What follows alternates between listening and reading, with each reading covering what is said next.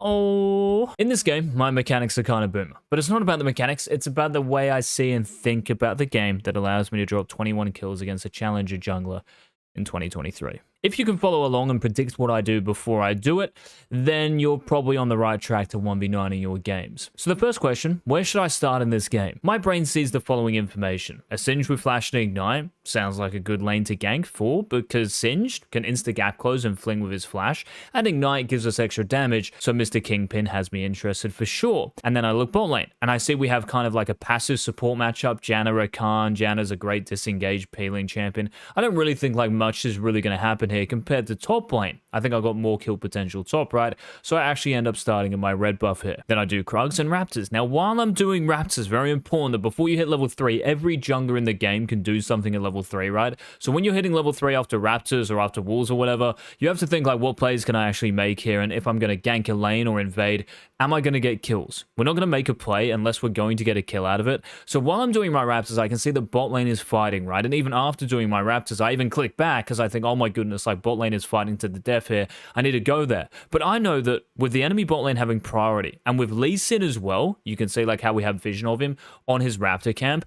The Lee Sin therefore is pathing bot lane. So if I'm ganking a lane that's like pushed up that has priority, I know that this bot lane, for example, is stronger than mine. And I don't really want to make a play for a Janna support because it's not the same as having like a Nautilus. Even if I had a Nautilus here, I probably wouldn't gank bot because Samira and Rakan have flashes. It's really difficult for me, especially when I'm playing AP Shaco anyway with Dark Harvest, to make a play there. And if they're good players, they will easily last long enough for Lee Sin to get there in time. So it's really important to consider the enemy jungler when you're making plays like this, and obviously your own damage output. I can't see myself dealing like half of Samira's health bar with a Janna and a Xayah who are getting pushed in when they have flashes up, and a Rakan can peel the Samira as well. It just looks way too difficult. So that's why I decided to go to Wolves here. And because of Tristana's Raptors ward, I know this guy can never really invade me on my blue buff side, right? So I put another point in my box. A little bit greedy. You don't actually have to do this. Maybe it's even bad, but I think it's fine in this game. And this could be like a Hecarim, Kayn, or Lilia, putting another point in their queue. And I just continue to clear my camps. Now, before I start each camp on this top side and while I'm clearing the camps,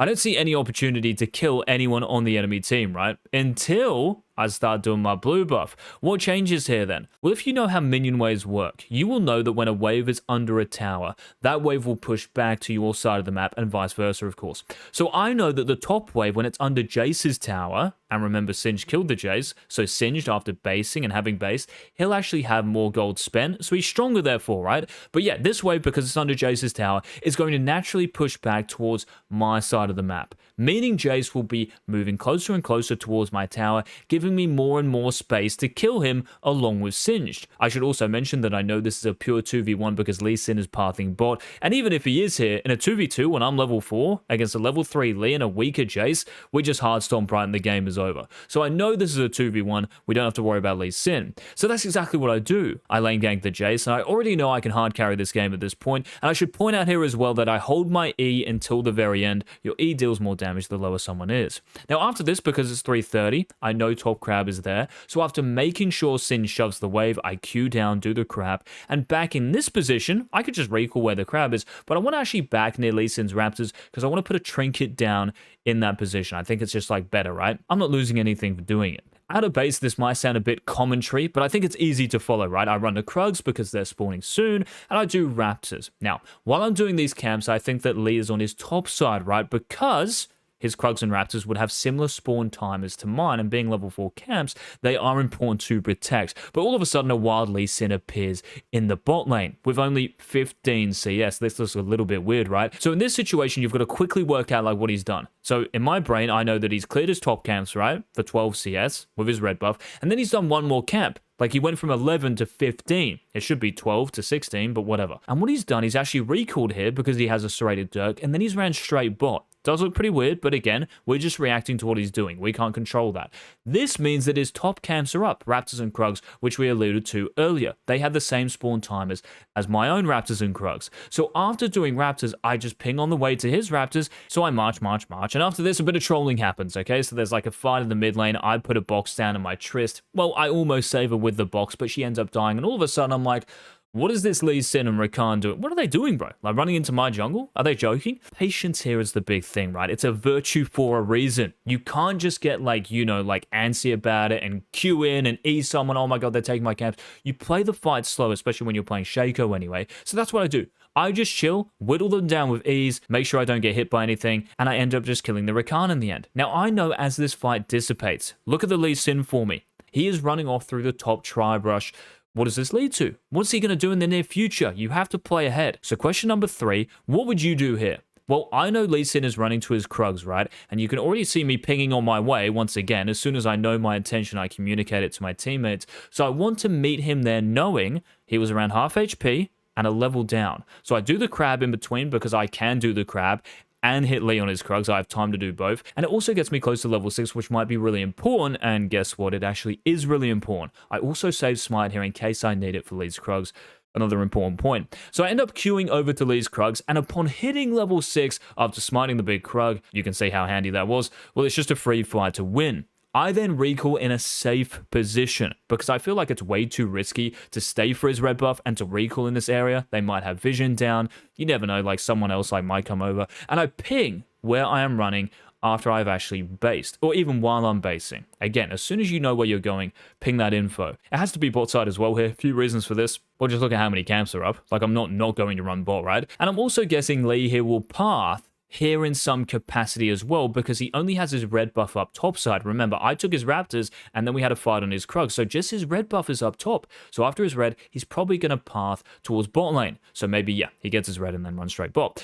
So I ward the Drake because of Azir's mid pry. You never know. Like Lee might just run straight here thinking I'm doing something top side still, or he's just like making use of his mid pry. So I just want to make sure that I'm not caught napping here, farming my own camps. So as I run out, I ward the Dragon Pit and then come back to my red buff. And after red, question number 4.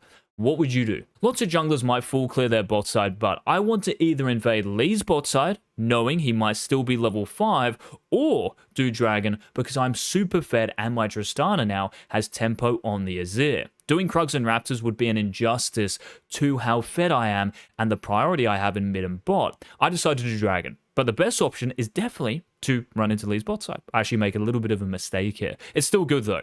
Now I kind of decide to troll a little bit here and almost throw my lead. So after I do the Dragon, now I don't have my ultimate because I have to use it to do the Dragon. Running into Lee Sin would really make it interesting. And because I've allowed him to do his camps here, because remember, I did Dragon for like 30 seconds. That's like 2 camps Lee's been able to do in that time. So he could be level 6. So I think I was just like paranoid here or something of bot dying. So I wanted to scout the Lee Sin. But this is always bad. I should just ping bot to relax and farm my bot camps, looking to eventually path into Rift Herald. I obviously don't want Lee taking Rift Herald when I'm much stronger and my lanes are doing well. But thankfully he unbinds his Archie. What a nice guy. And Janet does really well as well. A rare situation where a teammate kind of, yeah, makes me applaud. So kind of interesting by me what I just did there. But yeah, I think in this entire game, I think that was like the one blunder I made, just running into Lee's bot side jungle after Drake with no R.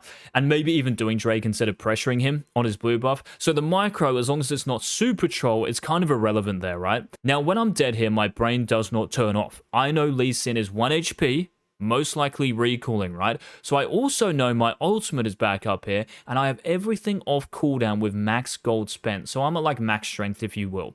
So I'm strong. I want to punch on with someone, bro. So question 5, where do we go out of base? If you go to any of your camps here, Krugs, Wolves, why are you hesitating? Why are you hesitant, bro? Get your head out there. So I'm on my way ping to the top crab because it's also where Rift Herald is. Then all of a sudden a fight breaks out in the mid lane and we see the monk heading towards us. So we set up a box and send him back to base. Now, question 6, what do you do? Lee Sin's top camps? My top camps? Well, Rift isn't bad, but given the fact I still have my ult and I'm very fed, I feel like I have Rift, honestly, like whenever I wanted, so I can afford to invade the Lee Sin's Raptors beforehand. If his Raptors weren't up, I would just do Rift Herald. You always want to go out to in these situations. Now, as I'm doing Rift, I know what I'm doing next, and that's really important. Thinking ahead. Way too many players play live League of Legends. You always need to be thinking about what your next move is, right? So after I finish Rift Herald, question 7, what should I do? Well, my ultimate will be on cooldown because I used it on Rift Herald, right? So it's similar to like me doing Dragon right now. I don't have my ultimate. I don't have my ultimate here after Rift Herald as well. So the last thing I want to do is replicate what I did and run into Lee Sin's jungle and start a fire, right?